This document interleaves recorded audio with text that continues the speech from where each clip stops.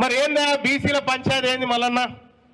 ఇప్పుడు 42% రిజర్వేషన్ కోసం ఆర్డినెన్స్ ఇచ్చినామని చెప్పి ముఖ్యమంత్రి గారు ఆర్డినెన్స్ ఇస్తున్నామని ఆయన నిర్ణయం తీసుకోగానే కల్వకుంట్ల కవిత గారు ఆమె రంగులు గులాలు పూసుకుంటా ఉంది.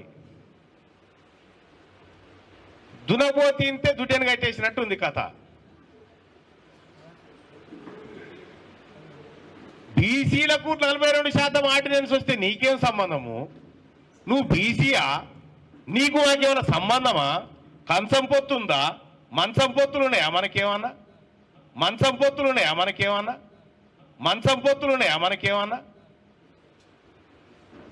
నువ్వు పండుగ చేసుకునేది మాకు అర్థం కాలే. ఎస్, మా బీసీలకు 42% రిజర్వేషన్ నిజంగానే వచ్చిందంటే మా ఎస్సీ ఎస్టీ బిడ్డలు పండుగ చేసుకోవాలి, మా మైనారిటీ బిడ్డలు పండుగ చేసుకోవాలి. 78 ఏళ్ల సంధి మమ్మల్ని తొక్కి చిత్రహింసలకు గురి చేసి అసలు మీకు కూడా లేదురా ఈ భూమి మీద నిలబెట్టినటువంటి మీ జాతి పండుగ చేసుకునేది మాకు అర్థం కాలేదు.